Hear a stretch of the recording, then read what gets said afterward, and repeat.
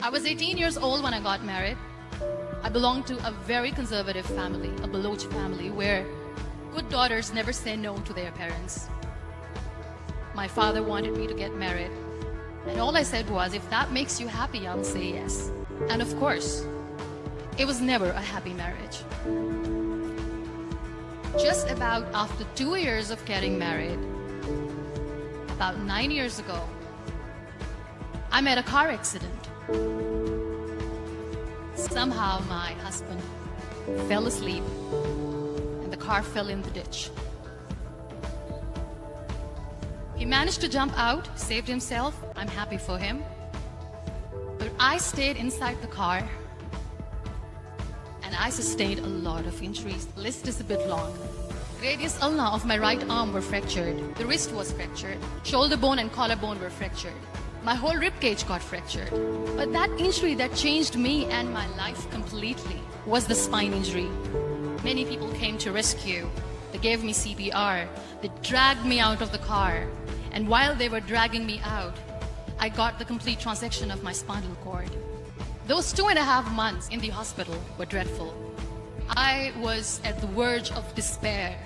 One day, doctor came to me and he said, well, I heard that you wanted to be an artist, but you ended up being a housewife. I have a bad news for you. You won't be able to paint again. Next day, doctor came to me and said, your spine injury is so bad. You won't be able to walk again. I took a deep breath and I said, it's all right. Next day, doctor came to me and said, because of your spine injury and the fixation that you have in your back, you won't be able to give birth to a child again. That day, I was devastated. I started to question my existence. Why am I even alive? So what kept me going was, one day I asked my brothers, I know I have a deformed hand, but I'm tired of looking at these white walls in the hospital and wearing these white scrubs. Bring me some colors, bring me some small canvas. I want to paint. So the very first painting I made was on my deathbed, where I painted for the very first time. What an amazing therapy it was. Without uttering a single word, I could paint my heart out. I could share my story. People used to come and say, what lovely painting. So much color. Nobody could see the grief in it. Only I could. And that day I decided that I'm going to live life for myself. I am not going to be that perfect person for someone. I am just going to take this moment and I will make it perfect for myself. That I'm going to fight my fears. So I wrote down one by one all those fears. And I decided that I'm going to overcome these fears one at a time. You know what was my biggest fear? Divorce.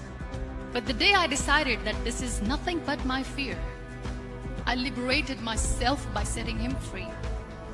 And I made myself emotionally so strong that the day I got the news that he's getting married, I sent him a text that I'm so happy for you and I wish you all the best.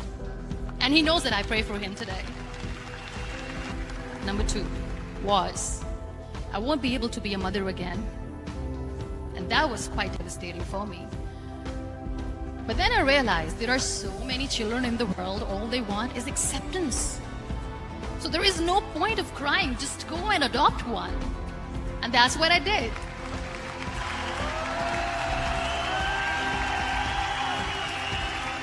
I gave my name in different organizations, different orphanages, and I waited patiently. 2 years later, I got this call from a very small city in Pakistan. I got a call and they said, are you Muniba Mazari? There is a baby boy and would you like to adopt? I could literally feel the labor pain. I said, yes, yes, I am going to adopt him. I am coming to take him home. And that day, I was 2 days old, and today he's 6. You know, when you end up being on the wheelchair, what's the most painful thing? People think that they will not be accepted by the people because we, in the world of perfect people, are imperfects. So I decided to appear more in public. I started to paint. I have done a lot of modeling campaigns. I decided that I'm going to join the national TV of Pakistan as an anchor person.